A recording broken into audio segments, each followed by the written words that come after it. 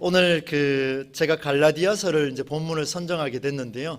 이 본문 말씀에 우리가 조금씩 찾아가면서 한번 보게 될 텐데, 하나님께서 오늘 우리에게 어떤 발자국을 주시는가를 한번 볼 건데요. 여러분 설교 제목 한번 보시겠습니까? 인생길 위에 남겨진 발자국.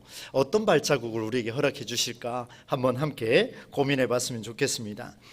여러분 갈라디아서는요, 바울이 갈라디아 지역에 흩어져 있는 여러 교회들에게, 다시 말하면 우리 대구 지역을 말하는 게 아니라 대구 지역과 영천과 경주와 등등을 다 포함하고 있는 하나의 도입니다. 하나의 도에 흩어져 있는 여러 교회에게 편지를 쓴 그런 내용으로 담겨져 있습니다. 그 글이 갈라디아서인데요, 이 지역 교회들에 문제가 생겼습니다. 큰 문제가 생겼어요. 여러 가지 문제가 있었지만 가장 이 두드러지게 드러나는 그 문제가 뭐냐 하면 이런 문제였습니다. 대표적인 것이 다른 복음이 들어와서 교란하고 있는 일들이 벌어지기 시작했습니다. 그래서 한번 찾아볼게요. 여러분 1장 1절 먼저 한번 보겠습니다. 1장 1절, 바울이 왜 이렇게 편지를 서두르 시작을 하는지를 한번 보겠습니다. 같이 한번 읽어봅시다. 시작. 사람으로 말미암은 것도 아니요 오직 예수 그리스도와 그를 죽은 자 가운데서 살리신 하나님 아버지로 말미암아 사도된 바울은, 이렇게 시작하고 있습니다. 보니까 사람들에게서 난 것도 아니고 사람으로 말미암은 것도 아니다, 오직 아버지로 말미암은 것이다, 이 말 하는 거 보니까 첫 서두부터 꽝 하고 내리 찍는데요, 보니까 이 속에 거짓 교사들이 엄청 많았다는 것을 보여줍니다. 다시 말하면 같이 신앙생활하고 있는데 가짜가 너무 많더라는 거예요. 여러분 8절과 9절을 같이 한번 읽어보겠습니다. 8절 9절입니다. 시작.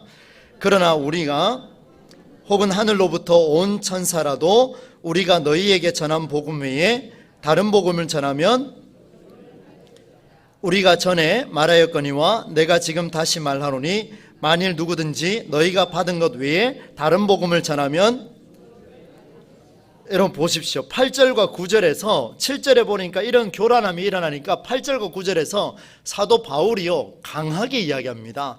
다른 복음을 전하면 어떻게 된다고요? 여러분 예수 믿는 사람이 이런 말 써도 됩니까? 안 되지 않습니까? 바울이 이런 말을 썼다는 자체는 지금 얼마나 이 긴장에 연결된 이 무시무시한 상황이라는 것을 보여줍니다. 아주 긴급한, 아주 급한 그런 상황이라는 것을 보여주는데, 바울이 이렇게 이야기하죠. 저주를 받을지어다, 저주를 받을지어다, 다른 복음을 전하면. 그래서 오늘 본문으로 넘어갈 텐데요, 여러분 6장으로 한번 돌아가 보도록 하겠습니다. 6장입니다. 6장 11절 같이 한번 읽어보겠습니다. 시작. 내 손으로 너희에게 이렇게 큰 글자로 쓴 것을 보라. 여러분 큰 글자든 작은 글자든 무슨 상관이 있겠습니까? 그런데 쓴 글자가 큰 글자로 쓴 것을 보라 라고 명시하는 거 보니까 분명히 다른 복음을 전하면서 저주를 받아야 마땅한 사람들의 모습이 등장했다는 것을 보여줍니다. 그러니까 마지막 결론에 와서도 한 번 더 경고하는 거예요.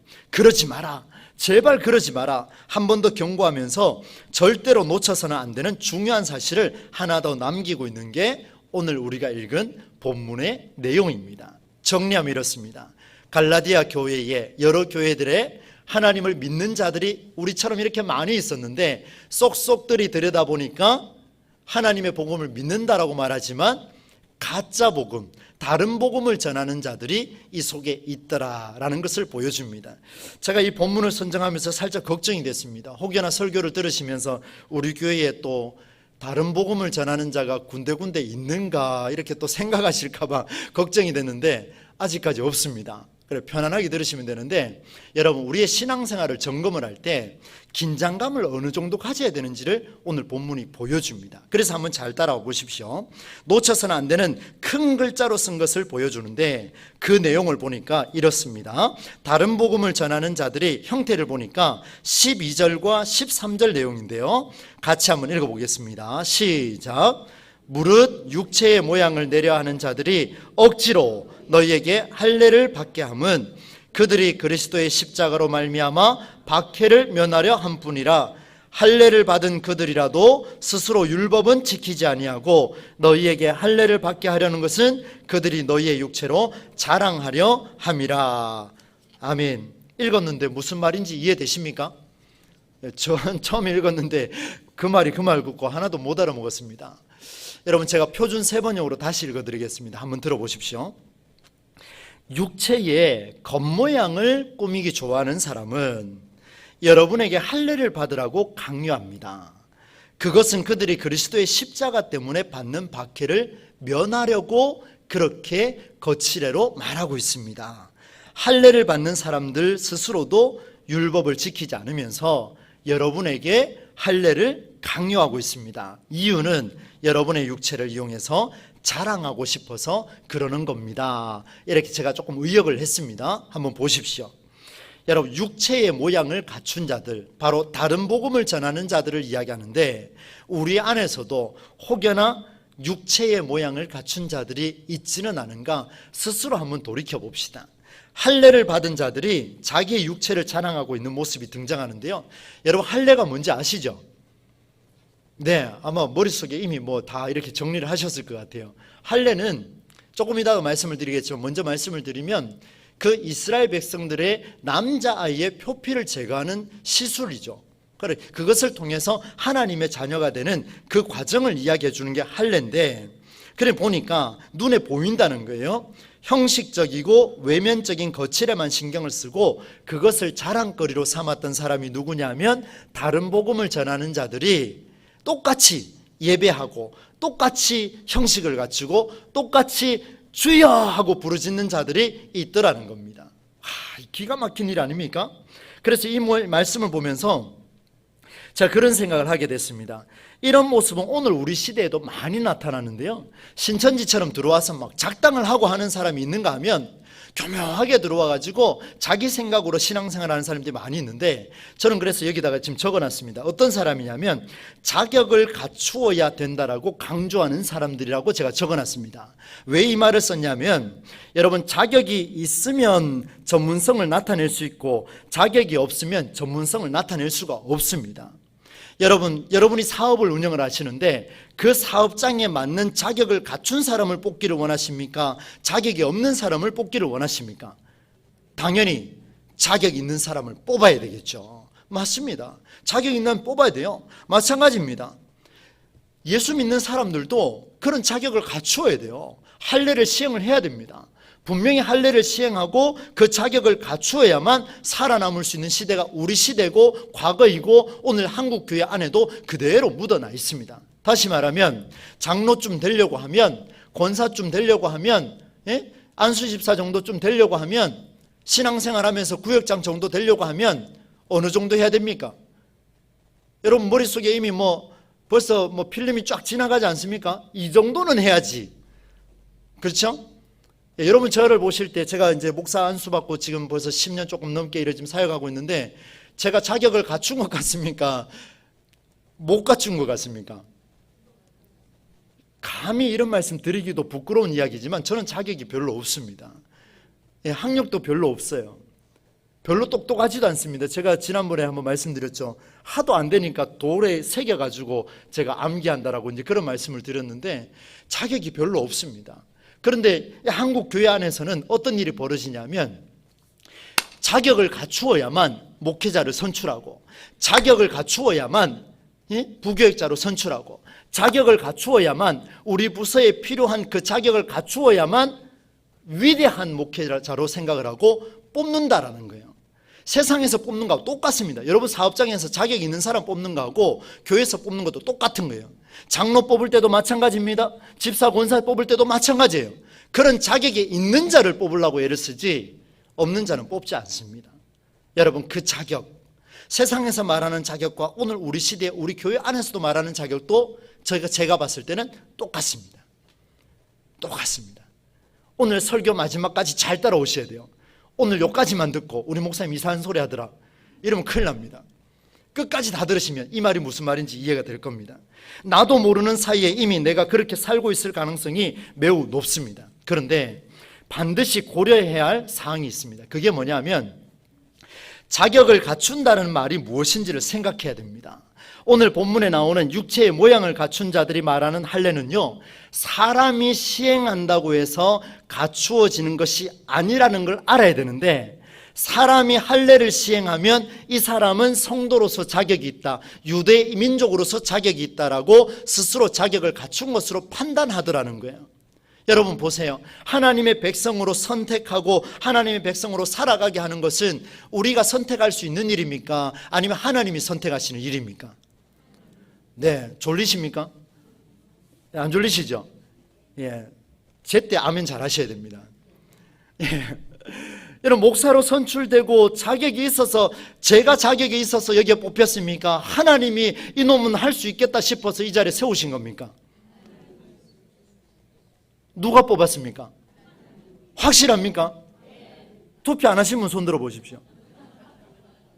이상하네요. 여러분, 여기 계신 우리 은퇴하신 원로 장로님 다 계시고 우리 시무 장로님도 계시는데, 하나님이 뽑으셨습니까? 사람이 뽑았습니까? 투표 안 하신 분요. 기가 막힌 거예요. 이해되셨습니까? 우리는 항상 이중성에 지금 갇혀 있습니다. 보니까 하나님이 뽑는다라고 이야기하지만, 그런데 내가 뽑으니까 뭘로 뽑습니까? 할례 받은 자를 뽑더라는 거예요. 실력 갖춘 자를 뽑더라는 거예요. 조금 더 헌신하는 자를 뽑더라는 거예요. 조금 더 주차 봉사하고 식당에 봉사하고 교사 봉사하고 조금 더 구역장 봉사하고 조금 더 앞에 나와서 찬양하고 성가대하고 이런 사람 뽑더라는 거예요. 여러분, 성경에 그런 조건이 어디 있습니까? 없습니다. 여러분, 디모데전서 5장 말씀에도 그런 내용은 나오지 않습니다. 자기의 이익을 탐하지 않는 자가 장로로 세워지고 집사로 세워진다는 말은 있어도, 성가대해야 집사 세워준다, 성가대해야 장로 권사 세워준다, 없어요. 신기하죠? 신기하죠? 그런데 우리는 하나님 뽑았다고 이야기합니다. 제비는 사람이 뽑으나 일을 이루시고 작정하시는 분 누구시라고요? 하나님이십니다. 이 말씀을 들어야 아하, 이제 고개가 끄덕끄덕 하실 건데, 오늘 말씀을 잘 한번 계속 따라와 보십시오. 여러분, 형식을 갖추었지만 그것이 하나님이 작정하시고 하나님이 선별하시고 하나님이 허락한 일이 아니라면 의미가 없습니다. 사람이 100번 뽑아보십시오. 의미가 있는가? 전혀 의미가 없습니다. 여러분, 오늘날 한국교회 안에서 이루어지는 예배 형식을 포함한 다양한 사역의 범위와 내용을 한번 보십시오. 여러분, 저는 통합처 목사입니다. 2002년도부터 시작해서 지금까지 통합측에서만 자랐고 통합측에서만 사역을 감당했습니다. 제가 있었던 교회, 이 동구 지역만 해도 3개 교회나 있습니다. 다 큰 교회예요. 그런데 여러분, 3개 교회 다 예배 형식이 똑같을까요? 다를까요? 이상하죠? 제가 있었던 교회에 많은 교회가 있었지만 예배 형식이 다 달라요. 너무 다릅니다. 어떤 목사가 쓰느냐에 따라서 다 달라져요. 이게 웬 말입니까? 예? 이게 웬 말이냐고요? 그럼 잘 보십시오. 자격을 갖추는 것이 하나님이 기뻐하시는 것이냐 착각할 때가 굉장히 많습니다. 여러분은 여기서 30년, 40년 살았기 때문에 이 예배 형식이 올바르다, 맞다라고 선택하지만, 제가 처음 왔을 때 딱 느꼈을 때는 이게 과연 가능한 일인가? 왜요? 저는 너무나 다른 형식들을 많이 봤기 때문에. 도대체 하나님은 무엇을 기뻐하십니까? 하나님은 어떤 예배를 기뻐하십니까? 자격을 갖추라고요? 할례를 시행하라고요? 이것도 하고 저것도 하고 다 하라고요? 교회마다 다 하고 있어요. 근데 하나님은 어느 예배를 받으시냐 이 말입니다. 그래서 하나님께서 말씀하시죠. 사람의 겉모습보다 무엇을 보신다고요? 중심을 보시느니라, 이런 말씀을 주시지 않습니까? 여러분, 하나님이 기뻐하실 것이라는 생각 정말 위험합니다. 이렇게 하면 하나님이 기뻐하시겠다라는 생각, 여러분, 내 생각일 가능성이 매우 높습니다. 조심하셔야 돼요. 그래서 저는 이 말씀을 준비하면서도 하나님, 이 성경에 나오는 이 텍스트 안에서 절대로 벗어나지 않게 해달라고 그 마음을 두고 여러분에게 말씀을 준비하고 이 자리까지 올라왔습니다. 앞으로도 저는 그렇게 할 텐데요. 여러분, 하나님이 기뻐하시는 예배가 과연 무엇일까요? 여러분, 제가 이런 말씀을 드립니다. 여러분, 선배든 후배든 또 남성이든 여성이든 기간별이든 서로가 강요하지 않았으면 좋겠습니다. 이건 제가 담임 목회자의 목회직으로서 여러분에게 좀 부탁을 드립니다. 옆 사람에게 한번 이야기합시다. 우리 서로 강요하지 맙시다. 한 번 더 합시다. 나 좀 내버려 두십시오.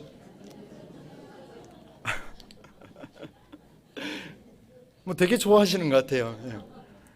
자유하다 이런 생각하지 마시고. 저 목회하면서요 너무나 많은 강요를 받았습니다. 이런 형식 저런 형식 참으로 힘들었어요. 이렇게 한 교회 가면 이렇게 배우고, B라는 교회 가면 저렇게 배우고, C라는 교회 가면 또 다르게 배우고, 그런데 다 맞대요. 엄청난 강요와 엄청난 요구가 있었는데 가만히 생각해서 열심히 배우고 돌아서 보니까 왜 그 사람들이 나에게 그걸 요구했을까 되짚어 보니까 심히 두려웠습니다. 여러분, 맞는지는 여러분들이 믿음으로 받으시기 바랍니다.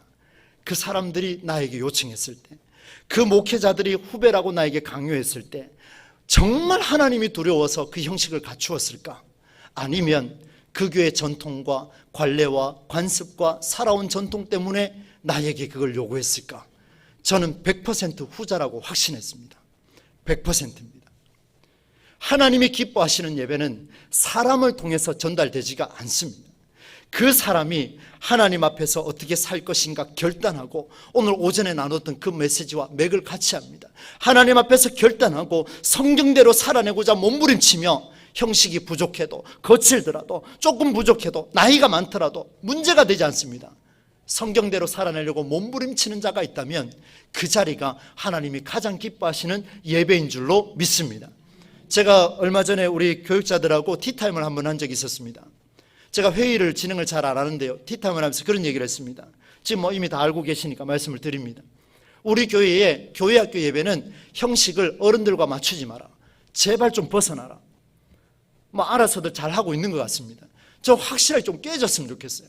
아이들이 마음껏 뛰어놀고, 청소년들이 마음껏 뛰어놀고, 찬양하고 기뻐하고 춤추며 그렇게 찬양하는 예배를 좀 했으면 좋겠습니다. 그렇게 하나님 기뻐하는 예배를 좀 했으면 좋겠습니다. 여러분, 손주들 볼 때 앞에 와서 할아버지 할머니 절 받으시지요, 각 잡겠습니다, 무릎 꿇겠습니다, 엎드리십시오, 제 얘기 들으십시오, 절하고 난 뒤에 일어나서 오늘은 이렇게 예물 들고 왔습니다, 용돈 1,000원만 받으십시오, 이렇게 말하는 사람 어디 있습니까? 그저 손자가 와서 앞에서 재롱 피우고 뛰어놀면 너무 행복하지 않습니까? 제가 너무 극단적으로 예를 부렸습니까? 여러분, 하나님은 우리의 간절한 마음을 받기를 원하시지 형식적인 예배를 원하지를 않습니다. 여러분, 과거에 이렇게 해왔다, 총회에서 하지 말라고 했다 등등의 다양한 지적이 있지만 저는 실질적으로 그 지적대로 바꾸는 사람도 잘 못 받고, 그 지적을 하는 사람도 제대로 하는 사람도 못 받습니다. 저도 마찬가지입니다. 오늘 말씀을 보십시오. 바울은 갈라디아 교회 안에 침투한 유대주의 거짓 교사들이 나름 그리스도를 믿고 그리스도의 복음을 전한다고 하였으나 실제로는 믿음으로 구원에 이르는 것이 아니라 그들이 원하는 자격을 갖추는 일에 막 혈안이 되어 있습니다. 이 정도 하면 할 수 있겠지.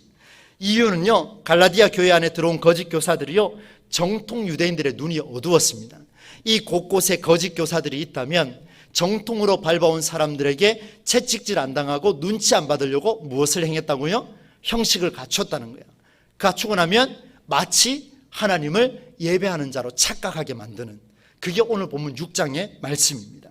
여러분, 이것을 보고 바울이 뭐라고 서두에 이야기하는지 이제 1장 10절로 한번 돌아가 보도록 하겠습니다. 1장 10절입니다. 우리 같이 뜻을 생각하며 함께 읽겠습니다. 1장 10절 시작. 이제 내가 하나님께 좋게 하랴, 사람들에게 기쁨을 구하랴.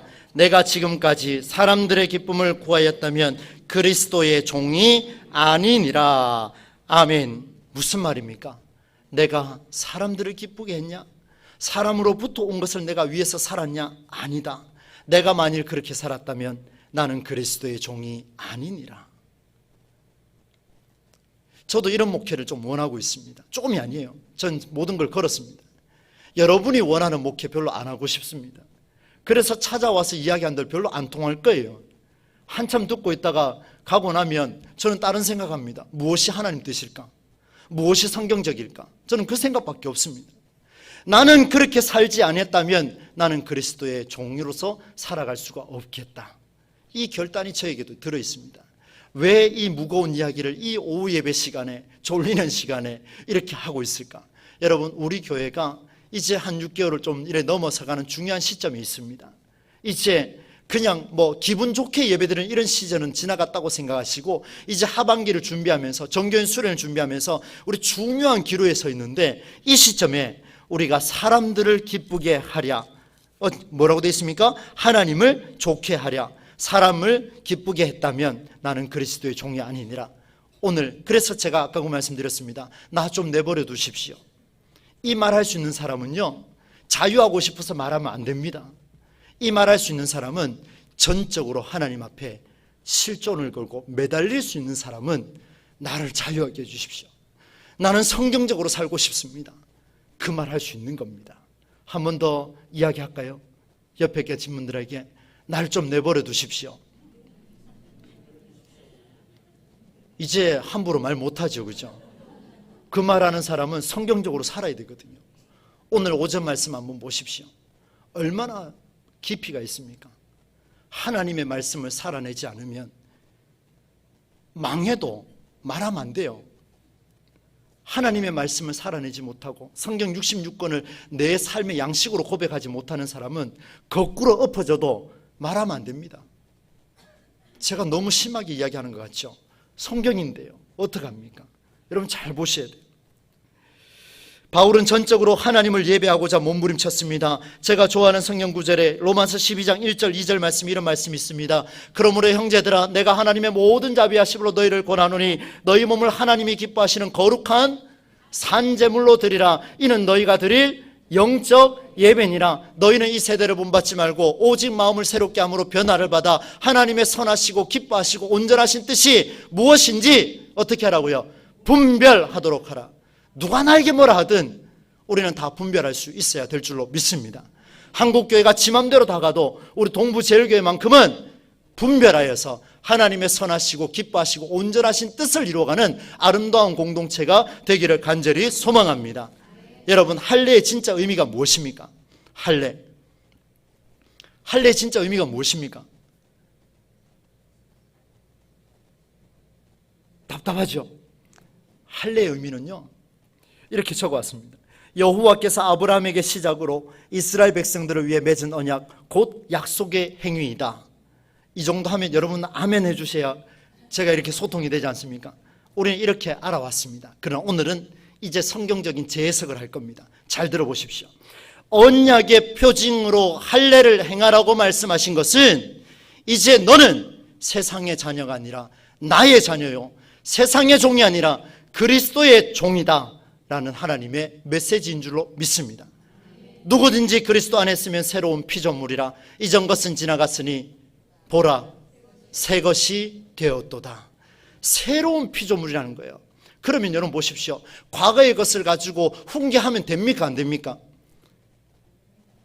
처음부터 다시 좀 할까요? 과거의 것을 가지고 책임을 물으면 됩니까? 안 됩니까? 예, 안 됩니다, 여러분. 누가 몇 년 했는데 그 몇 년 했는 거 그 뭐가 중요합니까? 지금부터 새로운 피조물로 살려고 하면 밀어주고 세워주고 안아주고 사랑해주고 후원해주고 그래야 안 됩니까, 여러분? 죄송합니다. 제가 어르신들 앞에서 이렇게까지 말씀드리는 거는 너무 간절해서 그렇습니다. 사랑하는 우리 어른 여러분, 여러분들이 밀어주셔야 됩니다. 성경대로 살고자 몸부림치고자 하는 자에게는 전폭적으로 지원해 주시고, 그렇지 아니고 지 마음대로 살려고 자기 생각으로 살려고 하는 사람이라면 과감하게 하나님의 마음을 갖고 훈계할 수 있는 그런 우리 선배들이 되기를 간절히 부탁을 드립니다. 할례는 바로 이것입니다. 그래서 여러분 15절 말씀을 한번 보시겠습니까? 오늘 15절이 굉장히 우리에게 충격을 더해줍니다. 6장 15절입니다. 한번 읽어보겠습니다. 시작. 할례나 무할례가 오직 새로 지으심을 받은 것만이 중요하니라. 아멘. 할렐루야.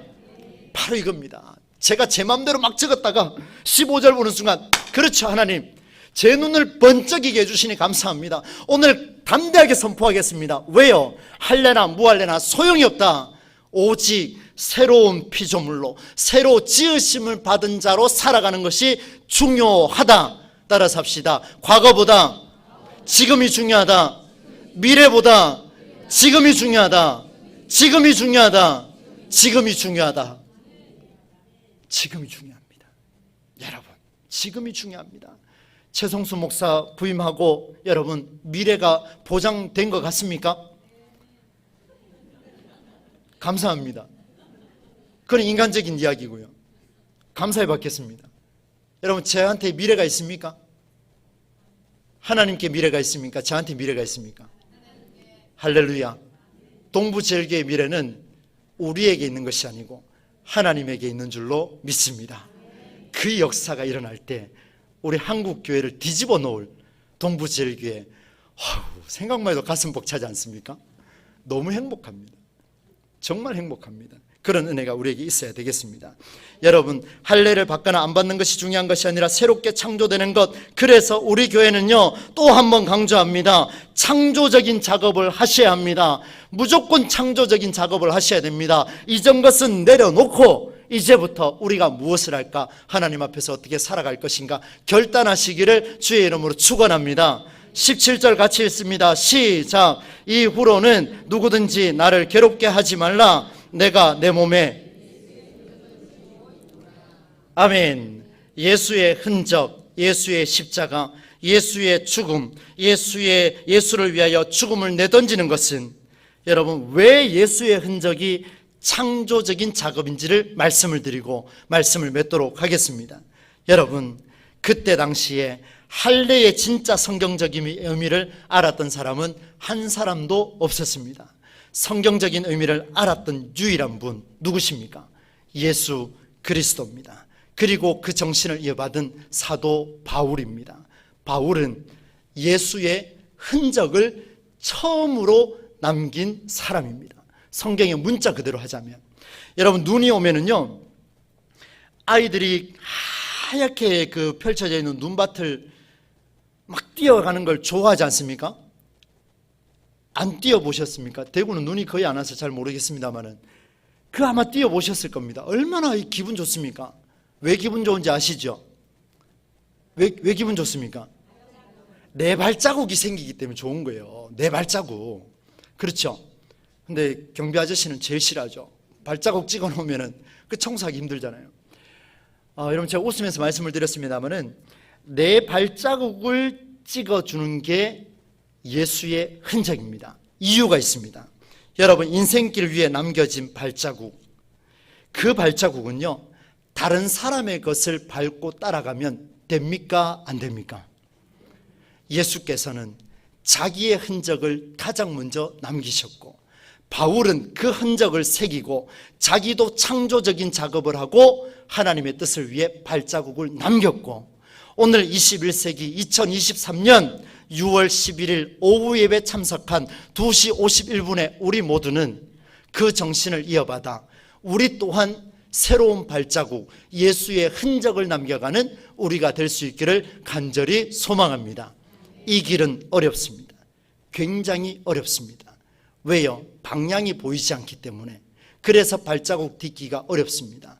내 것이라서 좋은 줄 알았는데 가보면 엉뚱한 데 갑니다. 그래서 우리는 그 믿음의 삶을 이루기가 어렵습니다. 제가 시간은 조금 갔습니다만은 여러분에게 찬양 한 곡을 좀 소개를 해드리려고 합니다. 가사가 이렇습니다. 한번 들어보십시오. 믿음과 삶을 살아내는 실력이 너무나 다른 내 모습, 이 모습도 주가 사랑하실까?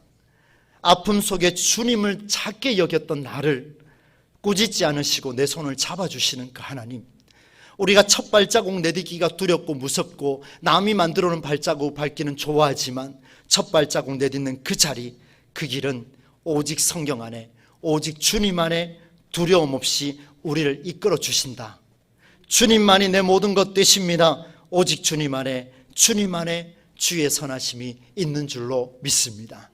여러분, 이 찬양 가사인데요, 아마 처음 들어보는 분들이 굉장히 많을 것 같습니다. 제가 크게 부를 테니까요, 가사를 한번 들어보십시오. 이 가사를 한번 들어보시면 좋겠습니다.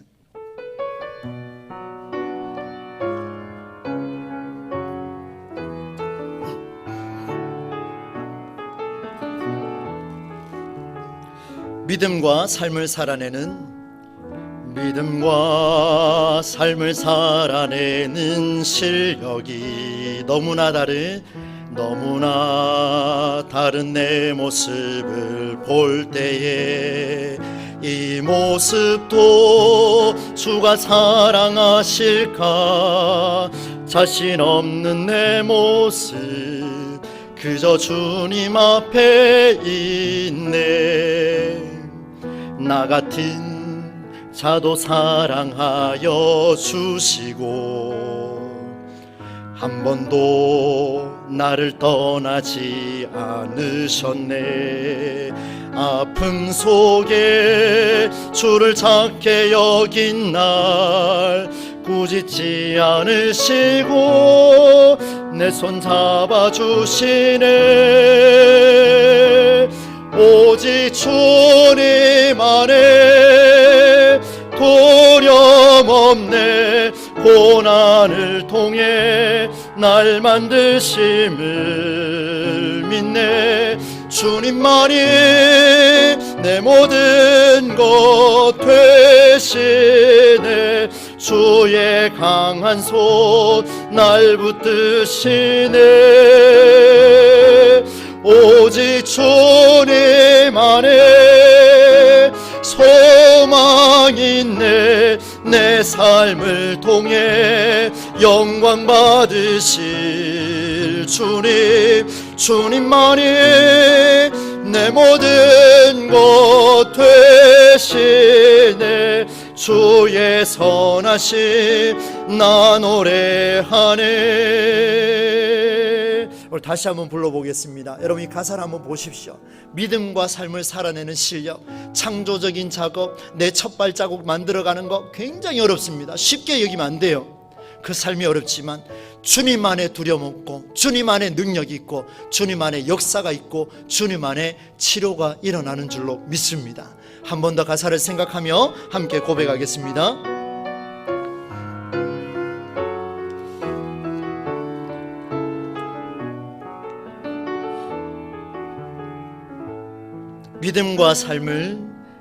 믿음과 삶을 살아내는 실력이 너무나 다른 내 모습을 볼 때 이 모습도 주가 사랑하실까? 자신 없는 내 모습 그저 주님 앞에 있네. 나 같은 자도 사랑하여 주시고 한 번도 나를 떠나지 않으셨네. 아픔 속에 주를 작게 여긴 날 꾸짖지 않으시고 내 손 잡아주시네. 오직 주님 안에 두려움 없네. 고난을 통해 날 만드심을 믿네. 주님만이 내 모든 것 되시네. 주의 강한 손 날 붙드시네. 오직 주님 안에 소망 있네. 내 삶을 통해 영광 받으실 주님, 주님만이 내 모든 것 되시네. 주의 선하심 나 노래. 오직 주님 안에 오직 주님 두려움 없네. 두려움 없네. 고난을 통해 날 만드심을 믿네. 주님만이 내 모든 것 되시네. 주의 강한 손 날 붙드시네.